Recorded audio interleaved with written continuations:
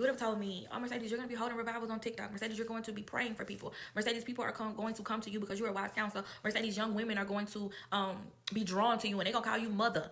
Even at your young age, women are going to call you mother because you have a nurturing spirit. I would have told you you're crazy. I would have told you, no, not me. You don't know my past. You don't understand the things that I have done. I would have told you, absolutely not. God is not going to entrust that type of responsibility on me.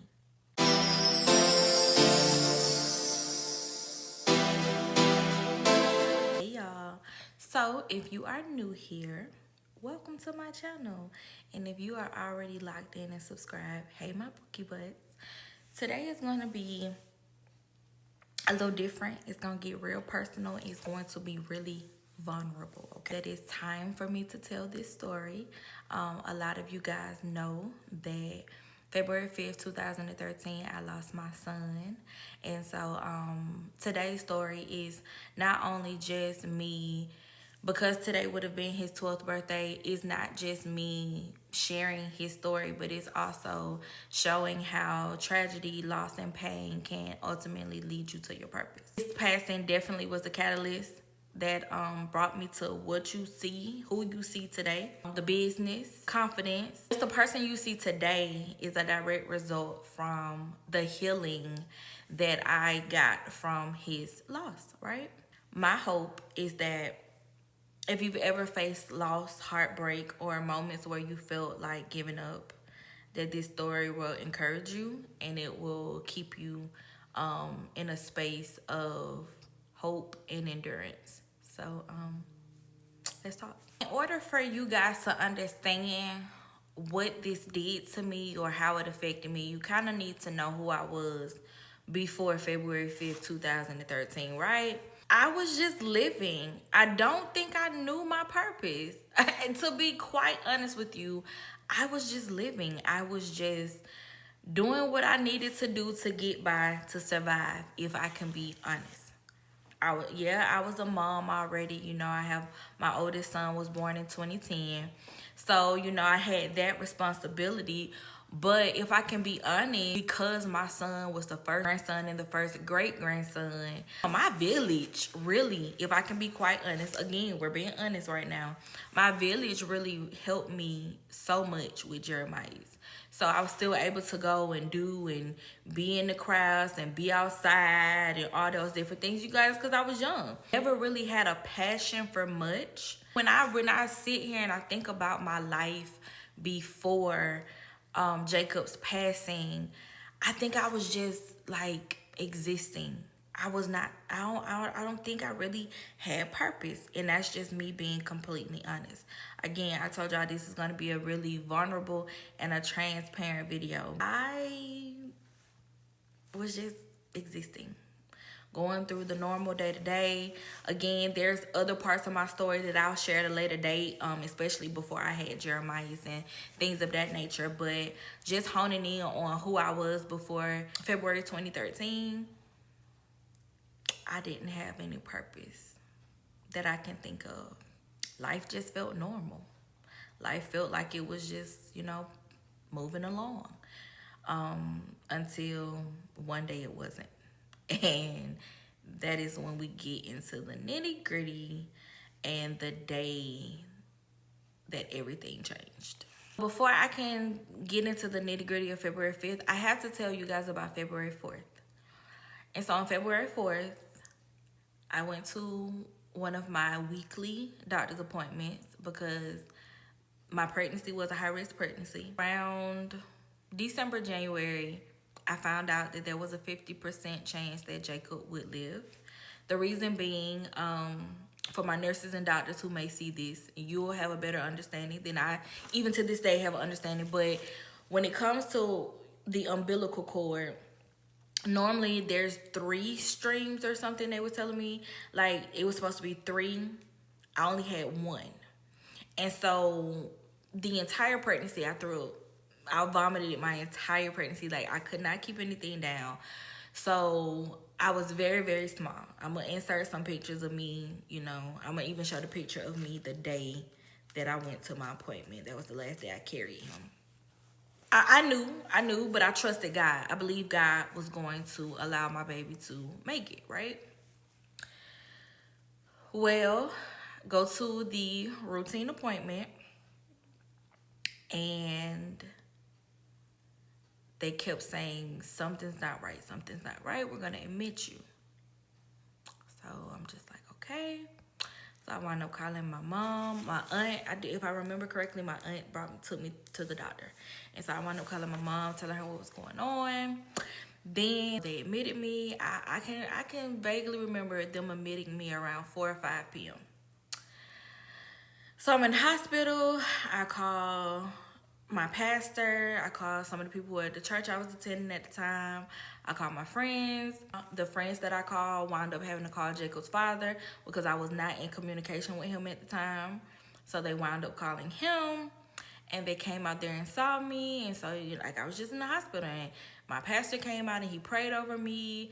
And so I was just under the belief that God was going to restore my child. Like, God was going to heal my baby.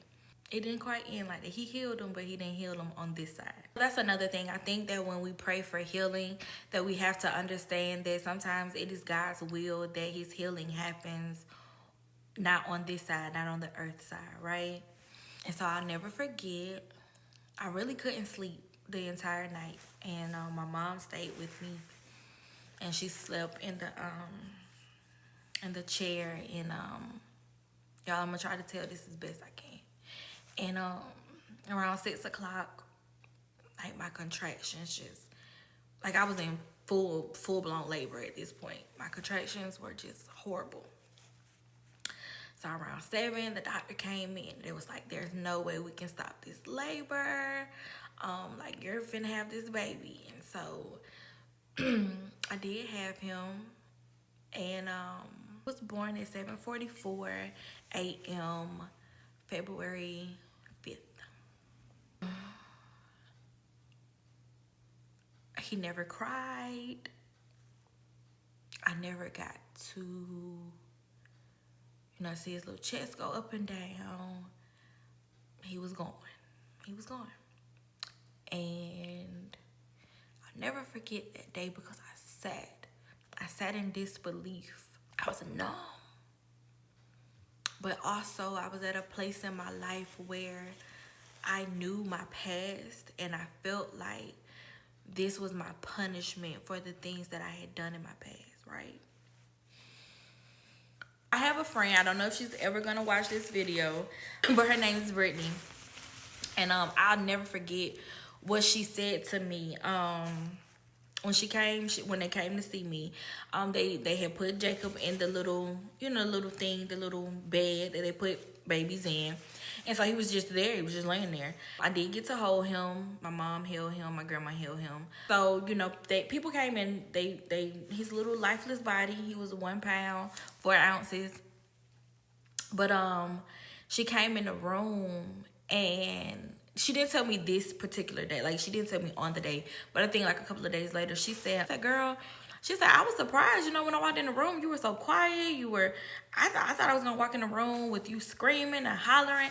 And again, it just speaks to, like, the dramatics of who I am, in a sense. And I remember her saying that. And every time I think about that, it takes me back to the space of me just being so numb. Like, I didn't understand why. To be honest, y'all, a single tear did not shed from my eye until they rolled me out of the room. Until it was time for me to leave. I'll never forget the lady asking me, what did I want to do? And so I think Britt wound up asking her, what happens? What happens with the babies? And she said, and again, to this nurse, I don't think she meant any harm, but she basically told us that, like, it's just going to be, thrown into the incinerator with all of, like, when people get amputated or stuff like that, like, my baby was just going to be thrown into, like, an incinerator unless I had a funeral. I did not have the capacity to have a funeral for him, so I'm going to let y'all put 2 and 2 together because I can't even verbally say, what happened to him. When they got ready to roll me out of the room after I was discharged, it's the first time I cried.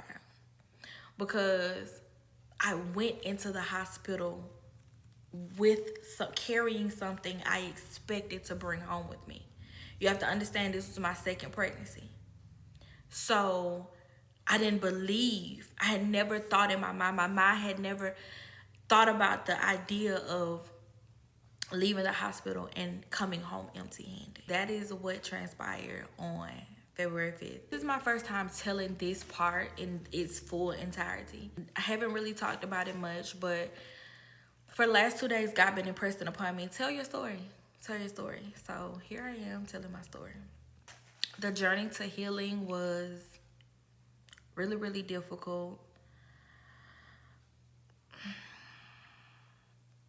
Okay, I wasn't going to tell this part, but I'll tell it. A few weeks after Jacob had passed away, again, y'all, I want y'all to imagine, I am the mother of a 3-year-old. Well, soon to be 3-year-old, because Jacob was born in February. Jeremiah's birthday is in March. So I'm the mother of a soon to be 3-year-old, and I do not have the capacity to show up. I don't. I do not. And so one day, they gave me some medicine or whatever, and I was in the room. I think they took Jeremiah to like daycare or something. Nobody was home at the time. And I was just in the room, and I was looking at the pills, and the weight had gotten so heavy on me that I just did not want to be here anymore, right? And so for me, I was going to go ahead and, take all the pills or whatever and succumb to my demise. And right as I was getting ready to like muster up the energy to reach for the pills, I hear a little knock on the door. Doo, doo, doo. And all I heard was, "Mommy, Mommy." My aunt or somebody had brought Jay home. And it was in that moment I knew that God cared about me enough to like throw up my plans, right? And so I got up and I unlocked my room door, and he came in with all the hugs and kisses, and it was honestly what I needed. And a part of me, something inside of me was like, okay, Mercedes, it's time to get up. Like, you've been in this place long enough, it's time to get up, because you still have a child that you need to show up for, right? It was in that day I had enough courage to ask God, why did you take my baby from me? And I heard it clear as you are listening to me. God told me Jacob had to die so that you can live. And when I tell you, I began to sob, because in some weird way, I actually knew what God meant. And to protect the integrity of my story and not telling like the full, like that reasoning is because of someone else, I'm just going to say that when I realized what God had done, I was grateful. It does not take the sting away. It does not take me wondering like, what would life look like if I had a 15-year-old, a 12-year-old, and a 7-year-old. It does not take away me like visualizing and trying to conceptualize just what it would look like if I had three boys, right? In that moment and in that instance, I knew that God had literally saved my life. And again, just for the integrity of my story, I won't go into any further detail than that. Now that you guys know, we're going to kind of skip some years, because again, this happened in 2013, and I'm going to, well, first, no, let me backtrack. I need to explain to y'all how I got into makeup, because again, remember I told you I didn't have no passion. I don't know, a couple of months after he had passed, I started dabbling in makeup. I started doing brows, and again, before his passing, I had never touched a makeup brush. I had never worn makeup, like outside of like pageantry stuff when I was in high school or whatever. But like, I didn't wear makeup. I didn't. I was a natural girly. I did not wear makeup, y'all. I just started doing makeup. Never looked at a YouTube video. Never went to a class. I literally, my hands, these hands, like Holy Spirit led. And so I just started doing makeup, and then I started, you know, people would say, hey, who did your brows? And, you know, like, I started getting people who were coming to me, like, can you do my eyebrows? Can you whatever? And so I'm like, oh. So then I really started, like, getting into makeup. Now, I didn't deep dive into makeup until maybe 2015. Had this amazing opportunity. Became the beauty manager at a Kohl's, went to conventions, all that other stuff. Fast forward, God tells me, hey, move to Atlanta. I want to move into Atlanta. It grew. It grew and grew and grew. Like, my love for makeup, my love for enhancing someone's already beautiful features grew and grew and grew. So it wasn't until 2019 that I said, hey, we're going to go all in. We're going to bet on you, Mercedes. I started taking clients. The Lord led me to start my eyelash business, but I couldn't wrap my head around being an entrepreneur, because remember, before 2013, I had never set my sights on being an entrepreneur, never set my sights on being nobody business owner or nothing. Never.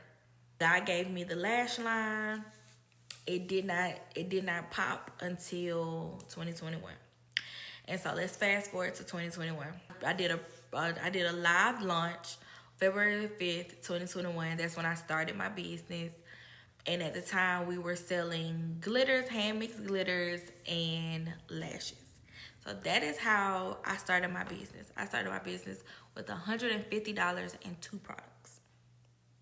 Now, if you go on my website now, you know we have surpassed that. This is the thought that I had. And I know it was nobody but God that gave me this thought. But I was under the impression, I look at my business as my baby. And my tagline for this portion of my life is, I birthed a baby and this time it lived. I don't think it's strange that God nudged me to start my business on February 5th. Because yes, although it's bittersweet, yes, although sometimes I shed tears, no one could have prepared me for just where I am now. No one could have, if you would have told me 12 years ago that I would be a business owner, that I would be somebody's mentor, that I would be a confidence coach. You would have told me, oh, Mercedes, you're going to be holding revivals on TikTok. Mercedes, you're going to be praying for people. Mercedes, people are going to come to you because you're a wise counselor. Mercedes, young women are going to be drawn to you and they're going to call you mother. Even at your young age, women are going to call you mother because you have a nurturing spirit. I would have told you you're crazy. I would have told you, no, not me. You don't know my past.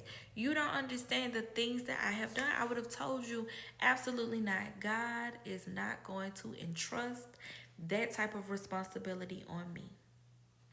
But yet here we are, 12 years later,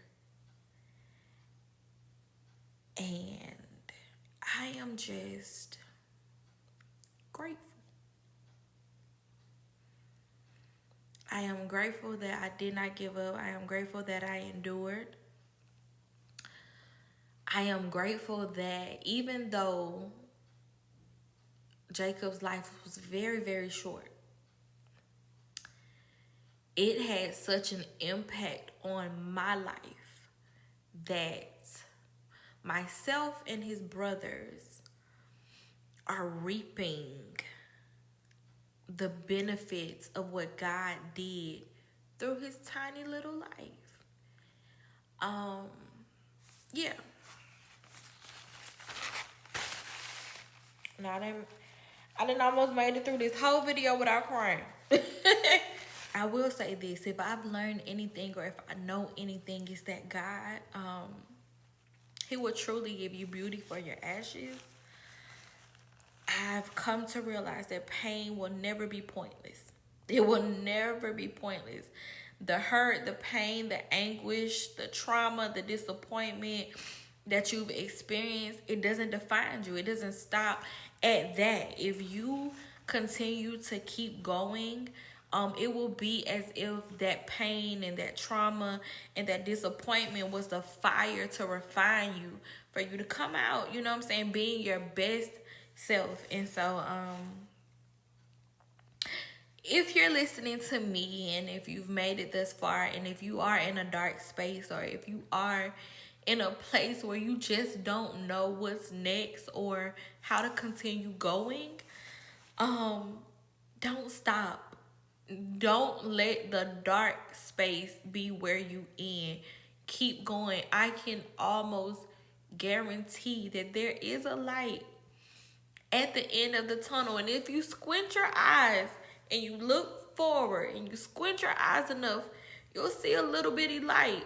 And if you see that light, keep going, keep walking towards it. Because what I do know is that on the other side of my pain was tremendous purpose. Tremendous purpose. And this pain wasn't just for me. Like, I didn't endure this pain just for me, y'all. You don't understand how what God birthed in and through me from this experience has allowed me to help so many others. Being that it is my 4th anniversary, but it is Jacob's 12th birthday, I want to give to you guys a gift. Everything on my website is 12% off. If you guys don't know, I do have a makeup class on February 8th and February 15th.